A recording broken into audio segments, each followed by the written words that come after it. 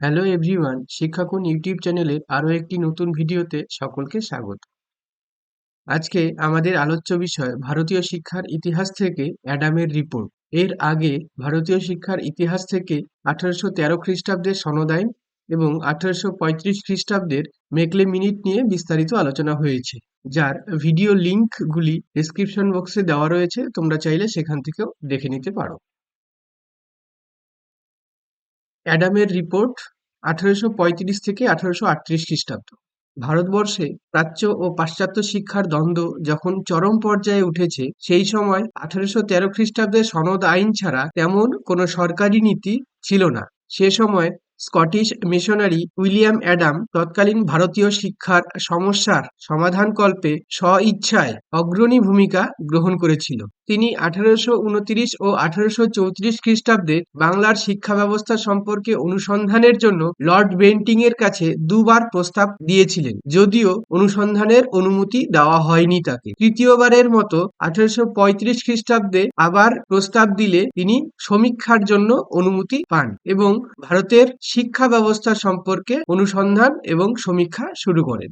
1835 থেকে 1838 খ্রিস্টাব্দ পর্যন্ত ভারতীয় শিক্ষা ব্যবস্থার বিভিন্ন তথ্যগুলি তিনি সংগ্রহ করে পরপর কয়েকটি শিক্ষা বিবরণী পেশ করেছিলেন। 1835 খ্রিস্টাব্দে দুটি তথ্য নির্ভর রিপোর্ট পেশ করেন। 1838 খ্রিস্টাব্দে একটি তথ্য নির্ভর ও সুপারিশ সম্মিলিত রিপোর্ট লর্ড বেন্টিং এর ব্রিটিশ সরকারের কাছে পেশ করেছিলেন। তার এই তিনটি বিবরণী ভারতীয় শিক্ষার ইতিহাসে অ্যাডামসের রিপোর্ট নামে পরিচিত। অ্যাডামের এই তিনটি রিপোর্ট ভারতীয় শিক্ষার ইতিহাসে যথেষ্ট তাৎপর্যপূর্ণ ও ঐতিহ্যবাহী ছিল।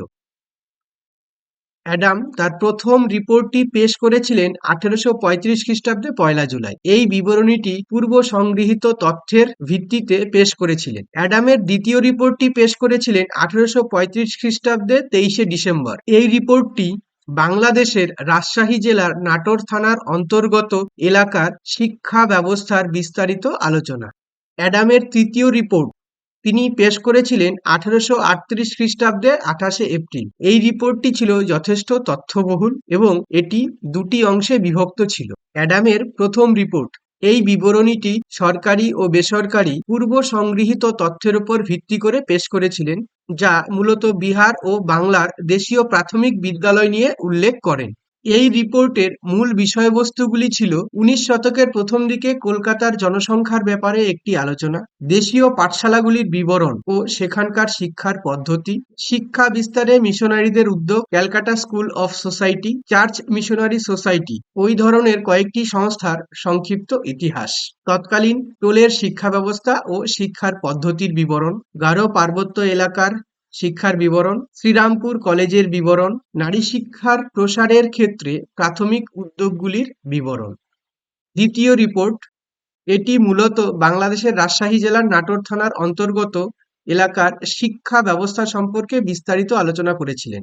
এই রিপোর্টের মূল বিষয়বস্তুগুলি ছিল তৎকালীন সময়ে নাটোরের লোকসংখ্যা 1,95,296 জন, তার মধ্যে 1,29,680 জন ছিলেন মুসলমান এবং 65,656 জন ছিল হিন্দু। নাটোরের গ্রামের সংখ্যা ছিল 485টি। প্রাথমিক বিদ্যালয়ের সংখ্যা ছিল 27টি এবং শিক্ষার্থীর সংখ্যা ছিল 262 জন। বিদ্যালয়ের বিবরণ, বাংলা স্কুল ছিল 10টি, ফরাসি স্কুল ছিল 4টি, আরবি স্কুল ছিল 11টি, বাংলা ও ফরাসি স্কুল ছিল 2টি। সর্বমোট 28টি স্কুলে 262 জন শিক্ষার্থী ছিল। উচ্চশিক্ষার কেন্দ্র হিসেবে 38টি সংস্কৃত টোল ছিল, যার ছাত্র সংখ্যা মোট 397 জন। তৎকালীন সময়ে মেয়েদের শিক্ষা ব্যবস্থা বা শিক্ষার কোনো প্রচলন ছিল না। শুধু পুরুষ হিসেব করলে দেখা যায় তৎকালীন সময়ে সেখানকার শিক্ষিতের হার ছিল 6.3% এবং নারী সহ সমগ্র জনসমষ্টির শিক্ষিতের হার ছিল 3.1%। শিক্ষার্থীরা বা ছাত্ররা 8 থেকে 9 বছর বয়সে ভর্তি হতো এবং 14 বছর বয়স পর্যন্ত শিক্ষা গ্রহণ চলত।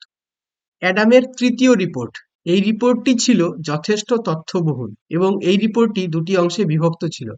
প্রথম অংশে মুর্শিদাবাদ, বীরভূম, বর্ধমান, দক্ষিণ বিহার ও ত্রিহুত এই 5টি জেলার সমীক্ষার মূল তথ্যাবলী বহুমুখী বিশ্লেষণের মাধ্যমে তুলে ধরেছিলেন এবং রিপোর্টের দ্বিতীয় অংশে দেশীয় বিদ্যালয় ও অন্যান্য শিক্ষা কেন্দ্রগুলিকে পুনর্গঠন করার জন্য কতগুলি সুপারিশ করা হয়েছিল। তার মূল বক্তব্য ছিল জনজীবনের সঙ্গে যুক্ত দেশীয় শিক্ষা ব্যবস্থাকে কোনোভাবেই অবহেলা না করে তার উপযুক্ত সংস্কার সাধনের মাধ্যমে শিক্ষা ব্যবস্থাটিকে বাঁচিয়ে রাখা দরকার, যা ভবিষ্যতে জাতীয় শিক্ষার বুনিয়াদ হিসেবে কার্যকরী ভূমিকা গ্রহণ করবে।